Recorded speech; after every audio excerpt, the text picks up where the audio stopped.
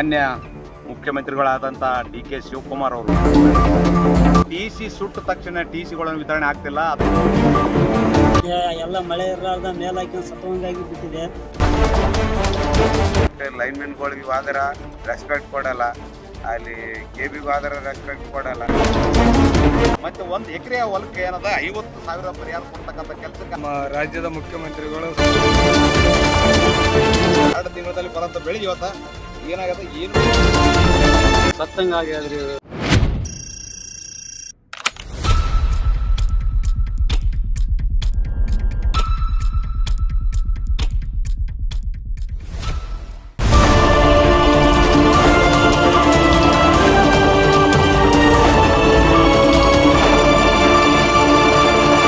ಅನ್ಯ ಮುಖ್ಯಮಂತ್ರಿಗಳಾದಂಥ ಡಿ.ಕೆ. ಶಿವಕುಮಾರ್ ಅವರು ನಮ್ಮ ಯಾದಗಿರಿ ಜಿಲ್ಲೆಯಲ್ಲಿ ಸಾಕಷ್ಟು ಏನದಂದ್ರೆ ರೈತರು ಸಂಕಷ್ಟದಲ್ಲ.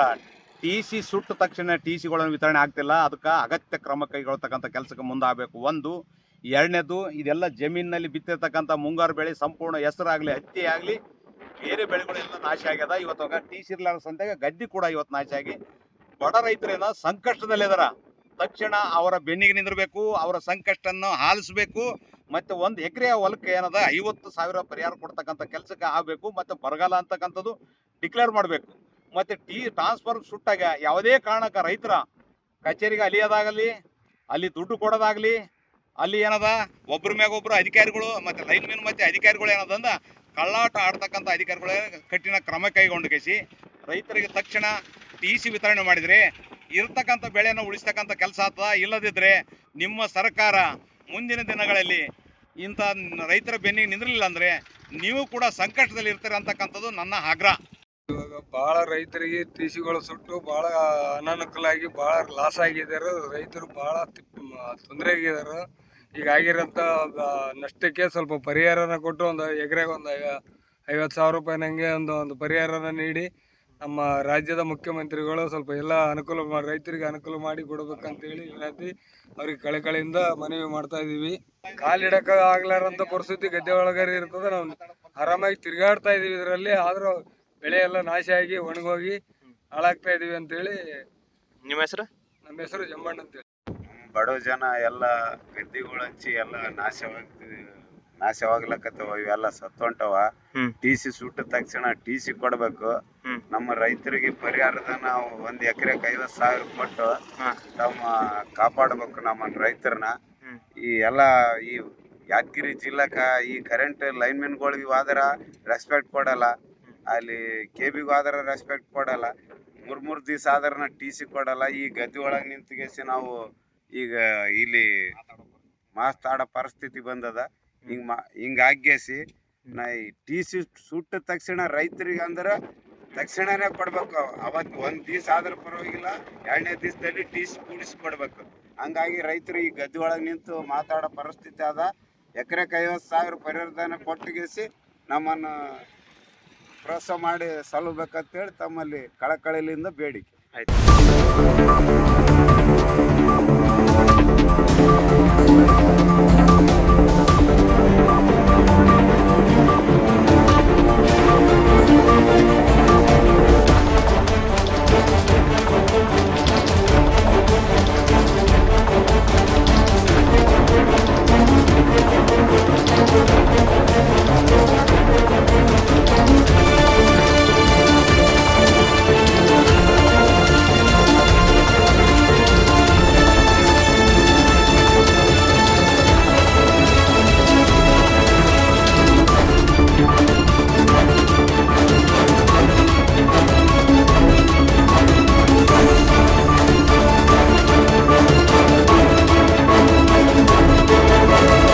ಯಾದಗಿರಿ ಜಿಲ್ಲೆಯಲ್ಲಿ ಹೋದ್ಸಲ ವರ್ಣ ಆರ್ಭಟದಿಂದ ರೈತರು ಕಂಗಾಲಾಗಿದ್ರು. ಅತಿವೃಷ್ಟಿಯಿಂದ ರೈತರು ಸಂಕಷ್ಟದಲ್ಲಿದ್ದರು.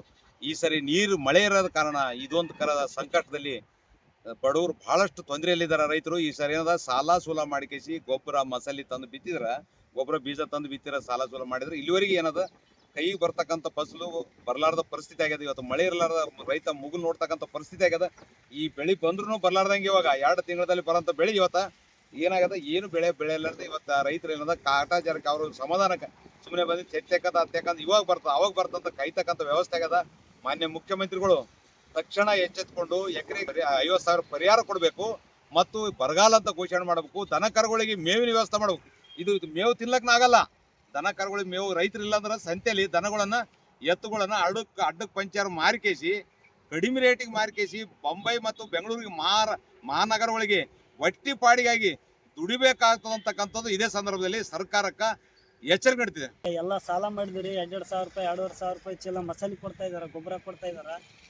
ಎಲ್ಲಿ ನಮ್ಗೆ ಎಲ್ಲ ಬೆಳೆ ಮಳೆ ಎಲ್ಲ ಬಂದಿಲ್ಲ, ಎಲ್ಲ ಬೆಳೆ ಆಗ್ತಾ ಇಲ್ಲ, ನಾವು ಎಲ್ಲ ಲಾಸ್ ಆಗಿಬಿಟ್ಟಿದೀವಿ. ಎಲ್ಲ ಮಳೆ ಇರಲಾರ್ದ ಮೇಲೆ ಹಾಕ್ಯಂಡು ಸತ್ವಂಗಾಗಿ ಬಿಟ್ಟಿದೆ. ಎಂದ ಇದಾಗ್ತಂದು ಇನ್ನೊಂದು ಸ್ವಲ್ಪ ದಿನ ಮಳೆ ಬರಲ್ಲಪ್ಪ ಅಂತಂದರೆ ಎಲ್ಲ ಕಲಾಸ ಆಗಿಬಿಡ್ತಾವೆ ಮನೆ ಮಗ ಎಲ್ಲ ಕುಟುಂಬದಲ್ಲಿ ಏನೂ ಇರೋಕ್ಕಾಗಲ್ಲ. ಎಲ್ಲ ಸಾಲ ಮಾಡಿದ್ವಿ, 2-2.5 ಲಕ್ಷ ತನಕ ಮಾಡಿದ್ವಿ ಸಾಲ. ಏನು ಮಾಡಿದನ್ನ ಏನು ಮಳೆ ಬರಲಾರ್ದ ಎಲ್ಲ ಬೆಳೆ ಎಲ್ಲ ಒಣ್ಕೊಂಡು ಹೋಗ್ಬಿಟ್ಟಿದೆ. ಇಲ್ಲ ಏನು ಇಲ್ಲ, ಪೂರ ಬಿಸಿಲಾಗ್ಯಾದ್ರಿ, ಮೇವು ದನ ಕರಾಗಿಲ್ಲ, ಏನು ಇಲ್ಲ. ನಾವು ಸತ್ತಂಗೆ ಆಗ್ಯಾದ್ರಿ, ಸಾಲ ಸಪ್ತ ಮಾಡಿ ಎಲ್ಲ ಪೂರ ಏನಿಲ್ರಿ. ಬೆಂಗಳೂರು ಬಾಂಬೆ ಹೋದಂಗೆ ಪರಿಸ್ಥಿತಿ ಆಗ್ಯಾದ್ರಿ. ಏನು ಮಾಡಬೇಕು, ಪೂರ ಏನೂ ಇಲ್ಲ. ಪೂರ ಬಾಂಬೆಗೆ ಹೋಗೋದ ಪರಿಸ್ಥಿತಿ ಆಗ್ತದೆ, ಬೆಂಗಳೂರು ಹೋಗೋದ ಪರಿಸ್ಥಿತಿ ಆಗ್ಯಾದ್ರಿ.